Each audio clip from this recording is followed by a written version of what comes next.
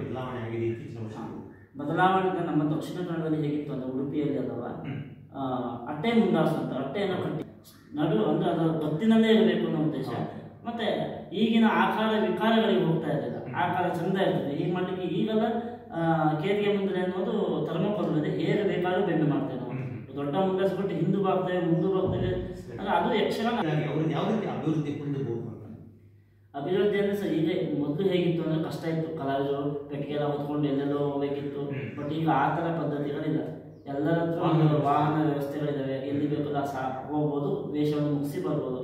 ಅಭಿವೃದ್ಧಿ ಅಂತ ಸರ್ ಈಗ ಒಂದು ಸಾಫ್ಟ್ವೇರ್ ಇಂಜಿನಿಯರ್ಗೆ ಏನು ಸಂಬಳ ಸಿಗುತ್ತೋ ಆ ಸಂಬಳನ ಪ್ರಬುದ್ಧ ಕಲಾವಿದ ಒಂದು 6 ತಿಂಗಳ ದುಡಿಯುವಂಥ ತಾಕತ್ತು ಈ ಕಲೆಗಿದೆ. ಯಾಕಂದ್ರೆ ಈಗಿನ ದಿನಗಳಲ್ಲಿ ಅದು ಅಂದರೆ ಕಮರ್ಷಿಯಲ್ ಇನ್ನೂ ಅದು ಕೆಲವರು ಮೊದಲು ಅವನಿಗೆ ತಾಳ್ಮೆ ಬೇಕು. ಈಗಿನ ಮಕ್ಕಳಿಗೆ ಹೇಳೋದು ಅಷ್ಟೇ ಅಥವಾ ಹಿಂದಿನ ಜನರೇಷನ್ ನಮಗೆ ಹೇಳ್ಕೊಟ್ಟೆ ಅಷ್ಟೇ, ಮೊದಲು ತಾಳ್ಮೆ ಇರಬೇಕು. ಈಗಿನ ಹೇಗಿದೆ ಯೂಟ್ಯೂಬ್ ಮುಖಾಂತರ ಇಲ್ಲಪ್ಪ ನಾನು ವೇಷ ಈಗ ನಾಳೆ ಒಂದು ಕ್ಲಾಸ್ಗೆ ಕಳಿಸಿ ಒಂದು 4 ತಾಳ ಕಲಿತು ನನ್ನ ಮಗ ಅಭಿಮನ್ಯನೇ ಮಾಡಬೇಕು ಅಂತ ಫ್ರೆಂಡ್ಸ್ ಬಂದು ಹೇಳ್ತಾರೆ. ಯಾಕಂದ್ರೆ ಅದು ಅಷ್ಟೇ ಹೇರ್ಮೆಂಟ್ ಹಾಕ್ಬಾರ್ದು, ಹಂತ ಒಂದು ಮೆಟ್ಟು ಏರ್ಕೊಂಡೆ ಅವ್ನು ಹಂತಕ್ಕೆ ಹೋಗಬೇಕು. ಚಿಟ್ಟಾಣಿಯವ್ರು ಭಸ್ಮಾಸುರ ಅಂತಾನೆ ಅಂತ 1000 ಭಸ್ಮಾಸುರ ಮಾಡಿ ಒಂದು ಭಸ್ಮಾಸುರ ಬೇಕಾಗಿದೆ ಅವರು, ಅಂದರೆ ಅಷ್ಟು ಸ್ಟಡಿ ಮಾಡಿದ್ದಾರೆ. ಅಂಥವನ್ನು ನಾವು ಆದರ್ಶವಾಗಿ ಇಟ್ಕೋಬೇಕಿಲ್ಲ. ಈಗಿನ ಯೂಟ್ಯೂಬ್ ನೋಡಿಕೊಂಡು ಇಲ್ಲ ನಾಳೆನೇ ನನ್ನ ಮಗನ ಅಥವಾ ನನ್ನ ಮಕ್ಕಳನ್ನ ಸಮಾಜದಲ್ಲಿ ಪ್ರಚಾರ ಮಾಡಬೇಕು ಅನ್ನೋ ಉದ್ದೇಶ. ಈ ಕಲೆ ಮುಖಾಂತರ ಹೋಗ್ಬಾರ್ದು, ಅದಕ್ಕೆ ಬೇರೆ ಬೇರೆ ಮಾಧ್ಯಮಗಳಿದ್ದಾವೆ.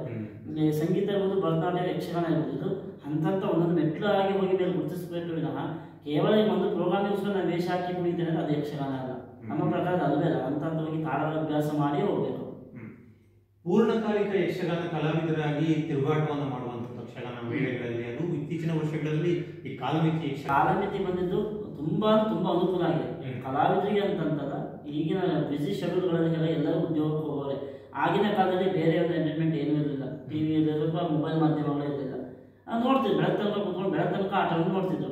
ಈಗ ಏನಾಗಿದೆ ಪರಿಸ್ಥಿತಿ, ಎಲ್ಲರೂ ಜಾಬಿಗೆ ಹೋಗೋರೆ, ಮತ್ತೆ ಮನೆಯಲ್ಲಿ ಟಿವಿ ಇದೆ, ಮೊಬೈಲ್ ಇದೆ, ಯಾರು ಮನೆ ಅಂಗಳದಲ್ಲಿ ಯಕ್ಷಗಾನ ಅಂದ್ರೆ ಮನೆ KFCಗಳೆಲ್ಲ ಡೆಲಿವರಿ ಬಾಯ್ ಆಗಿ ಬೆಳಗ್ಗೆ ಶಾಲೆ ಸ್ಕೂಲ್ಗಳಿಗೆ ಹೋಗಿ ಅಥವಾ ಕಾಲೇಜುಗಳಿಗೆ ಹೋಗಿ ಯಕ್ಷಗಾನ ಅಭ್ಯಾಸ ಮಾಡಿದ್ದಾರೆ. ಇದೇ ಕಷ್ಟಗಳನ್ನು ಗ್ರಾಮೀಣ ಪ್ರತಿಭೆಗಳು ತುಂಬ ಇದ್ದಾರೆ. ಗ್ರಾಮೀಣ ಪ್ರತಿಭೆಗಳು ಹಳ್ಳಿ ಅಂದರೆ ಪೇಟೆ ಮಟ್ಟದಲ್ಲಿ ಅವರಿಗೆ ಅವಕಾಶಗಳಿದ್ದಾವೆ ತುಂಬ. ಟಿವಿ ಮಾಧ್ಯಮ ಇದೆ ಅಥವಾ ಸ್ಕೂಲ್ ಇದೆ, ಏನಿದೆ, ಹಳ್ಳಿ ಮಕ್ಕಳಿಗೆ ಕಲಿಸೋರು ಯಾರು ಅನ್ನೋ ಉದ್ದೇಶ. ನನಗೆ MHRD ಪದವಿ ಆಗೋಗಿ ಪೂನಾದಲ್ಲಿ HP ಕಂಪ್ನಿಯಲ್ಲಿ ಅಸಿಸ್ಟೆಂಟ್ ಮೇಜರ್ ಪೋಸ್ಟ್ ಹೋಯಿತು. ಅದನ್ನು ಬಿಟ್ಟು ಬಂದ್ಬಿಟ್ಟೆ ನಾನು. ಇಲ್ಲ ಯಕ್ಷಗಾನವೇ ಇಲ್ಲ, ಒಂದು 3 ತಿಂಗಳು ಉಸಿರು ಕಟ್ಟಿದಾಗ ಬಿಟ್ಟು ಬಂದ್ಬಿಟ್ಟೆ. ಹಳ್ಳಿಯಲ್ಲಿ ಏನಾದ್ರು ಮಾಡಬೇಕು ಅನ್ನೋ ಉದ್ದೇಶ. ಅಪ್ಪ ಅಮ್ಮನ ಆಸೆ ಕೂಡ ಅದಕ್ಕೆ ಏನಾದ್ರು ಮಗ ಸಾಧನೆ ಮಾಡಬೇಕು, ಹಳ್ಳಿಗೆ ಬಂದರೆ ಹಳ್ಳಿ ಮಕ್ಕಳು ಗುರುತಿಸ್ಬೇಕು, ಏನಾದರೂ ಮಾಡಿ ನನ್ನ ಫೀಲ್ಡೇ ಇದು, ಇದನ್ನೇ ಗುರುತಿಸುವಂತ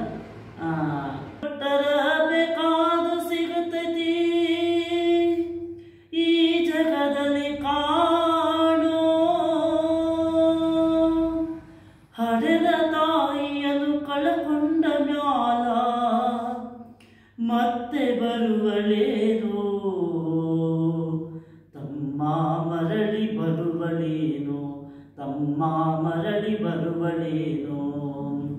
ದುಡ್ಡು ಕೊಟ್ಟರ ಬೇಕಾದು ಸಿಗುತ್ತೈತಿ ಈ ಜಗದಲ್ಲಿ ಕಾಣೋ ಹಡೆದ ತಾಯಿಯನ್ನು ಕಳಕೊಂಡ ಮ್ಯಾಲ ಮತ್ತೆ ಬರುವಳೇನೋ ತಮ್ಮ ಮರಳಿ ಬರುವಳೇನೋ, ತಮ್ಮ ಮರಳಿ ಬರುವಳೇನೋ. ಕೂಲಿನಾದಿ ಮಡಿಸಾದಿ ಕಲಿಸಿದಳು ಜಾಣನಾಗಲೆಂದೋ, ಬರುವ ಕಷ್ಟಗಳ ಸಹಿಸಿದ ತಾಯಿ ನಿನ್ನ ನಂಬಿದಲ್ಲೋ. ಕೂಲಿನಾದಿ ಮಡಿಸಾದಿ ಕಲಿಸಿದಳು ಜಾಣನಾಗಲೆಂದೋ, ಬರುವ ಕಷ್ಟಗಳ ಸಹಿಸಿದ ತಾಯಿ ನಿನ್ನ ನಂಬಿದಲ್ಲೋ. ತಾನು ಕರಗಿ ನಿನ್ನ ಕೋಣ ಬೆಳೆಸಿದಂಗ ಬೆಳೆಸಿ ಬಿಟ್ಟಳಲ್ಲೋ, ತಾನು ಕರಗಿ ನಿನ್ನ ಕೋಣ ಬೆಳೆಸಿದಂಗ ಬೆಳೆಸಿ ಬಿಟ್ಟಳಲ್ಲೋ.